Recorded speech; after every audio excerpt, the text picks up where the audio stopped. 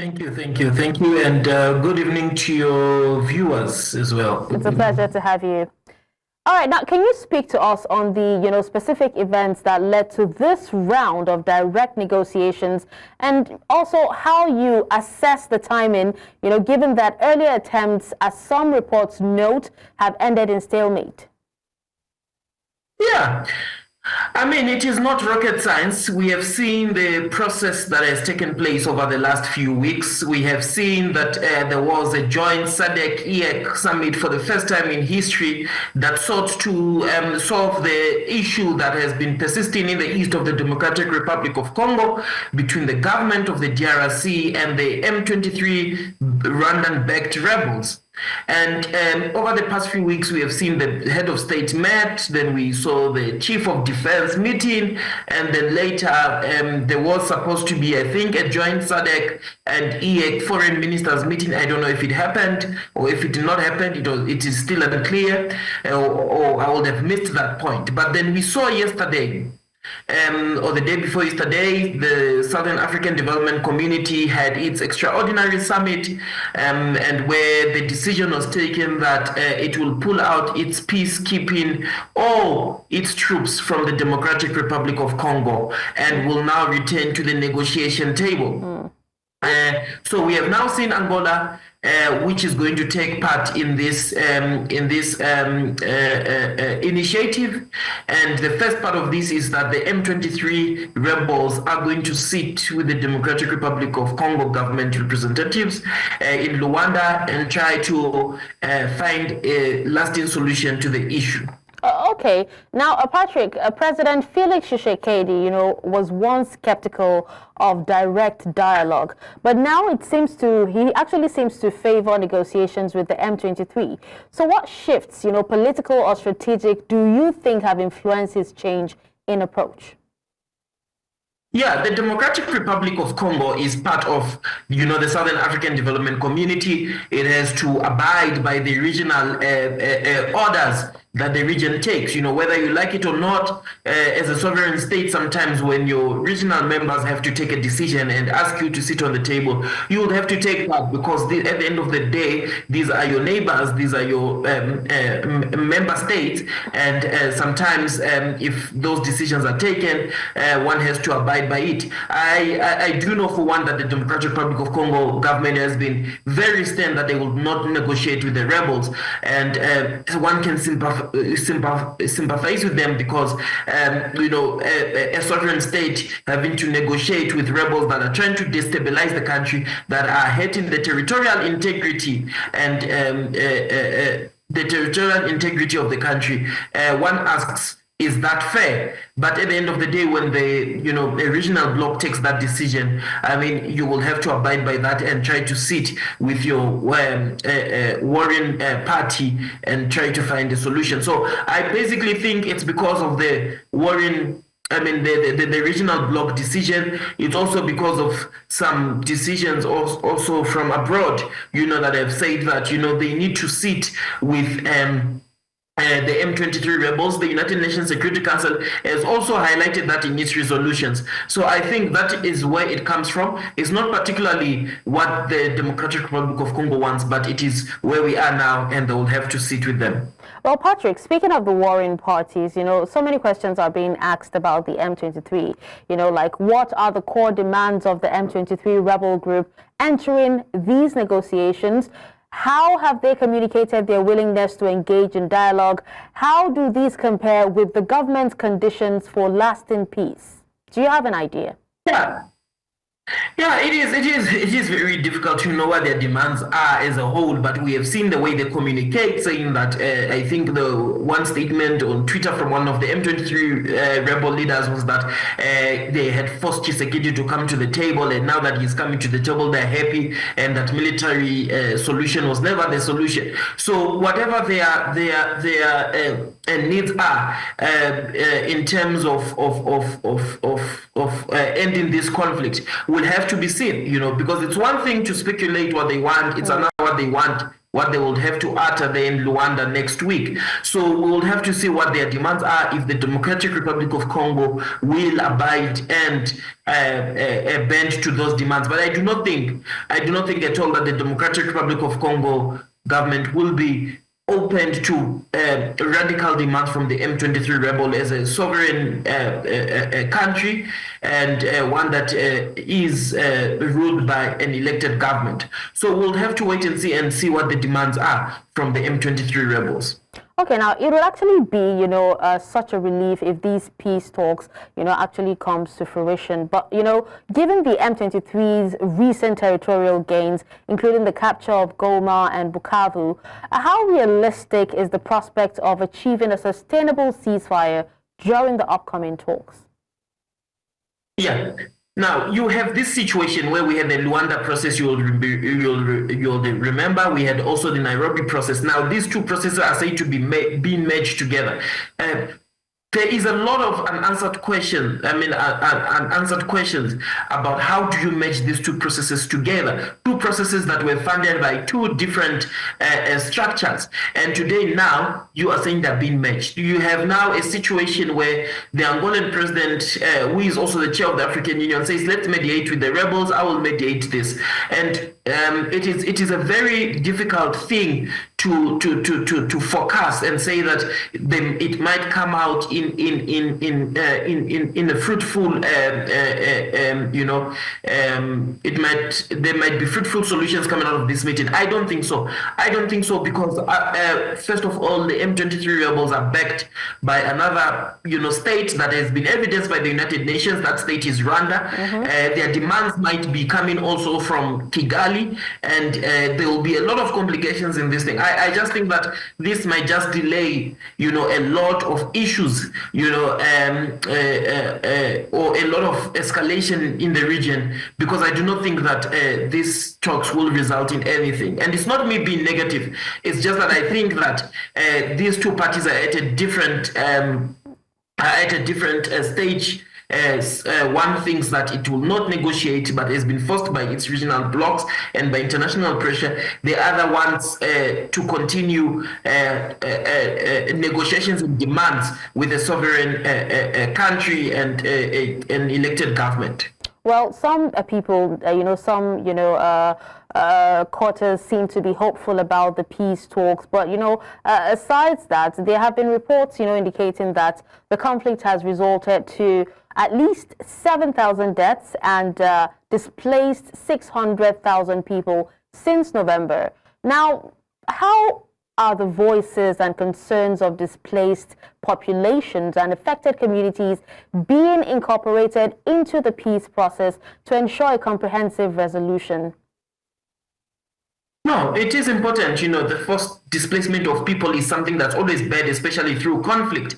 And when you are faced with that as a regional bloc, as a neighboring country, to the country that is affected, you need to take it serious. We have seen the United Nations Security Council reinforcing the idea that the first displacement of people is very bad, especially in the east of the Democratic Republic of Congo. And one tends to ask, what is the international community doing about it? Why the root causes of this first displacement of people is because the M23 are there. They are there backed by a certain sovereign country that has been uttered by several countries in the international community. So what's the solution to this? Place sanctions on those that are supporting these rebel groups. Continue heaping pressure on them, while trying to find a lasting solution to that.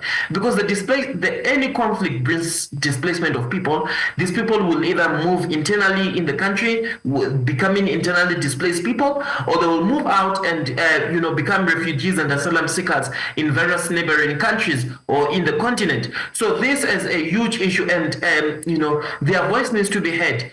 One asks, is it because the conflict is African-based that the issue of forced displacement of people has not gotten, if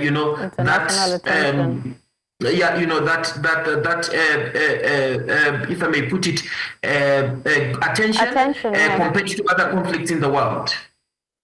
Okay. Now, earlier you did talk about, the withdrawal of some troops, withdrawal of troops from South Africa, Tanzania, and Malawi.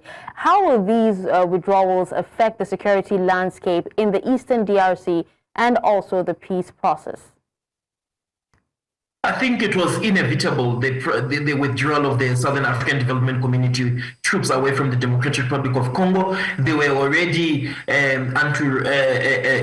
encircled by these rebels, and that there was no option but to pull out. However we want to address this issue, it is a failure for SADC once again. It is a failure for SADC because it has engaged in past initiatives like that in Mozambique and so on and so forth, pulled out and so on and so forth. So it puts a bad image on SADC. I think if it was not for the case where they were encircled by these rebels, they would have remained and continued fighting. But it was unfortunate. It was a matter of time that they had to pull out and effectively state that they will be doing a phased out withdrawal of troops. So it's really going to put a bad image not only on SADC, but it's also going to now leave the question as to whether these M23 Rwandan-backed rebels are going to also retreat and return back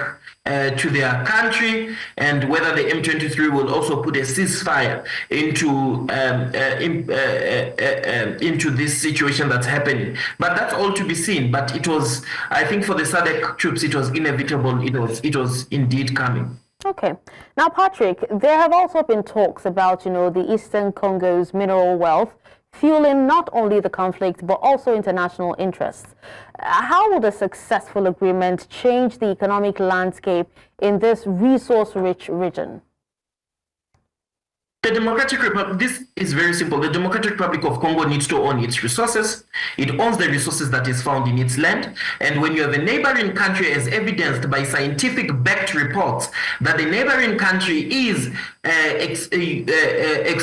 extorting these minerals and selling them to European markets and other markets abroad, then one begs to ask the question, why not implement sanctions in that sovereign country that claims to be not extorting these minerals and see what happens to them? Because it's well detailed that these minerals come from the Democratic Republic of Congo and are sold by an illegal channel into European markets. We have seen certain countries in the European Union, such as Belgium, forcing that sanctions are placed on Rwanda so that it may be able to stop this backing of the M23 rebels, as well as extorting the minerals from the Democratic Republic of Congo. Unfortunately, it has been countries such as France and Luxembourg that have been, so cautious, or should I say, so ignorant in not placing sanctions. But we saw France now joining the European Union chorus of sanctions, and later it was Luxembourg that only placed that only refused to place sanctions on Rwanda, and therefore the European Union could not take that decision of sanctions. So we will wait to see next week when the European Union leaders convene again to see whether Luxembourg, as rumored in the media, has decided that it will join now and vote for sanctions against Rwanda, and whether it will happen. So I just think that these sanctions are important. Are you talking about sanctions? The European Union sanctioning 9 individuals, because 9 individuals have also been linked, to the violence in DRC, and the European Union have also, placed sanctions on them. Is there a possibility of this impacting both the conflict and peace negotiations as well? Yes, it has. It has. Sanctions are effective.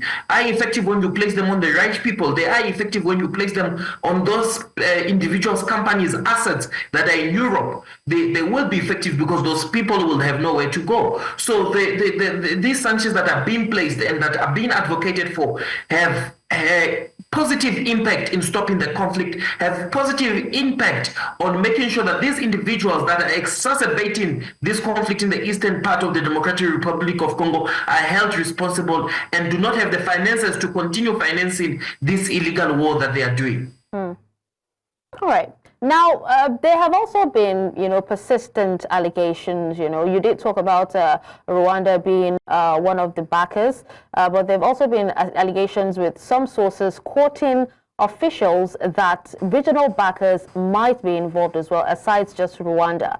Now, how do these claims complicate this process, especially regarding Rwanda's disputed role? They've come out to say that no, they're not, backing any conflict. They're just, trying to stop it from spilling over into their country. So, especially regarding Rwanda's disputed role and strained relations between the DRC and also these neighboring countries. No, indeed, they are regional backers that that have taken sides in this conflict, and it is not rocket science. But one thing is true, that Rwanda cannot dispute its involvement in the Democratic Republic of Congo. I mean, we are talking about the United Nations here putting evidence of independent experts that are widely respected in the world, that have done their studies. They all know allegiance to anyone, to any state. They are asked to do the study. They found the study and found that Rwandan troops are in the Democratic Republic of Congo, whether it was 4,000, some are saying it's even more than that. So Rwanda's involvement in the Eastern Democratic Republic of Congo is undisputed. They will obviously deny it, just like any other person that is guilty will obviously deny the crimes they are committing. So it is Rwanda's it is Rwanda taking or trying to whitewash, their actions, and that is undisputed. The world knows, even its own ally, France, Rwanda's ally, France, has accepted that they are Rwandan forces in the Democratic Republic of Congo. So it can only be Rwanda denying that because they do not want to be seen as being involved in the Democratic Republic of Congo. But even countries such as South Africa, a leader in the region, that has tried to put peace across the continent, has also, publicly stated that they are Rwandan forces in the Democratic Republic of Congo. So yes, they are regional backers. Yes, they are Rwandan forces in the Democratic Republic of Congo, and I sympathize with the Rwandese. The Democratic Republic of Congo foreign minister who said that it is African. There will not be African solutions to the issue because it is a global issue. Okay. Now, Patrick, I know you briefly touched on Angola earlier, but as the African Union's appointed mediator, we know that Angola is hosting these talks amid a challenging regional backdrop. Yeah, how effective do you think President João Lourenço's mediation can be in reconciling long-standing differences? I know you're not totally optimistic about the talks. Yeah, Angola is it's not the first time that Angola has tried to take on these mediation processes. It has done the Luanda process, and with this, Angola's efforts in trying to put an end to the conflict should be welcomed. However, I think it is limited for the Angolan president as his limits in terms of trying to mediate this issue between the government and the M23 rebels, because like I said, and I've highlighted, the M23 rebels are not operating themselves. They have backing from the Rwandese government, and that has been evidenced by the United Nations. So it will be quite intriguing to see how Angola tries to solve this issue and try to find a lasting solution to the crisis in the east of the Democratic Republic of Congo. All right. Let's quickly, reflect on the 2009 peace deal, that led to the integration of CNDP fighters into the National Army, and also past peace efforts, which have sometimes faltered. Now, are there lessons from earlier attempts that can be applied to ensure that these talks lead to a sustainable resolution? They are certainly past lessons that one can learn or one can import from those talks. But this, I think, in this situation that we're facing now, and the conflict, how it has turned out, it is one that will not only need to have African countries on the table, but it will need to also have the world at large